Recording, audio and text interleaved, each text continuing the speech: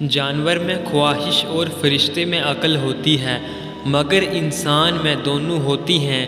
اگر وہ عقل دبا لے تو جانور، اگر خواہش کو دبا لے تو فرشتے۔ حضرت علی رضی اللہ عنہ نے فرمایا، خاموشی ایک عظیم نعمت ہے، خاص طور پر یہ اس وقت جب اختلافات زیادہ ہوں، آوازیں بلند ہوں، علم کی کمی ہو اور دلیل کی کوئی اوقات نہ ہو۔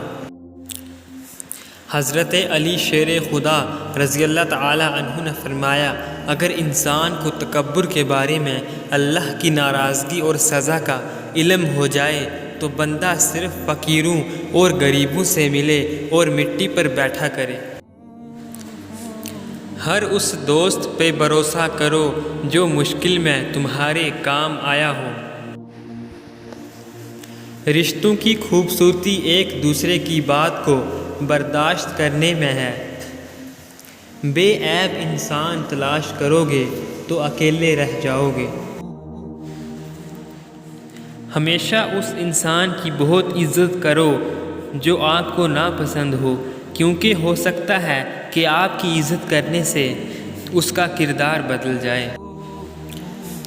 دنیا میں 1000 رشتے بناؤ، لیکن ایک رشتہ ایسا بناؤ جب ہزاروں آپ کے خلاف ہوں تو وہ ایک آپ کے ساتھ ہو۔ جب طاقت زیادہ ہو جاتی ہے تو خواہش کم ہو جاتی ہے۔ کسی کی مدد کرتے وقت اس کے چہرے کی جانب مت دیکھو، ہو سکتا ہے اس کی شرمندہ آنکھیں تمہارے دل میں غرور کا بیج بو دیں۔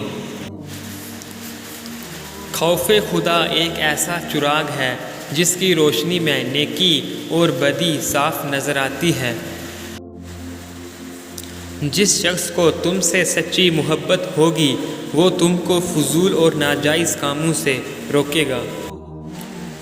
حضرت علی رضی اللہ عنہ نے فرمایا، سچے دوست خوشیوں میں زینت اور پریشانیوں میں سہارا ہوتے ہیں۔ ہمیشہ سچ بولو تاکہ تمہیں قسم کھانے کی ضرورت نہ پڑے۔ انسان کو اچھی سوچ پہ وہ انعام ملتا ہے جو اسے اچھے اعمال پہ بھی نہیں ملتا، کیونکہ سوچ میں دکھاوا نہیں ہوتا۔ لوگ پیار کے لیے ہوتے ہیں اور چیزیں استعمال کے لیے۔ بات تب بگڑتی ہے جب چیزوں سے پیار کیا جائے اور لوگوں کو استعمال کیا جائے۔ وقت اور دولت 2 چیزیں ہیں جو انسان کے اختیار میں نہیں۔ وقت انسان کو مجبور اور دولت انسان کو مغرور بنا دیتی ہے۔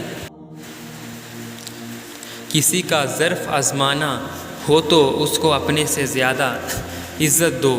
اگر اعلیٰ ظرف ہوگا تو تمہیں عزت دے گا، اگر کم ظرف ہوگا تو خود کو اعلیٰ سمجھے گا۔ دوست وہ ہے جو دوستی کا حق دوست کی غیر موجودگی میں ادا کرے۔ لوگوں کو دعا کے لیے کہنے سے زیادہ بہتر ہے ایسے عمل کرو کہ لوگوں کے دل سے آپ کے لیے دعا نکلے۔ اتنے خشک نہ بنو کہ توڑ دیے جاؤ اور اتنے نرم نہ بنو کہ نچوڑ دیے جاؤ۔ کوئی تم سے بھلائی کی امید رکھے تو اسے مایوس مت کرو، کیونکہ لوگوں کی ضروریات کا تم سے وابستہ ہونا تم پر اللہ کی عنایت ہے۔ صبر کی 2 صورتیں ہیں، جو ناپسند ہو اسے برداشت کرنا اور جو پسند ہو اس کا انتظار کرنا۔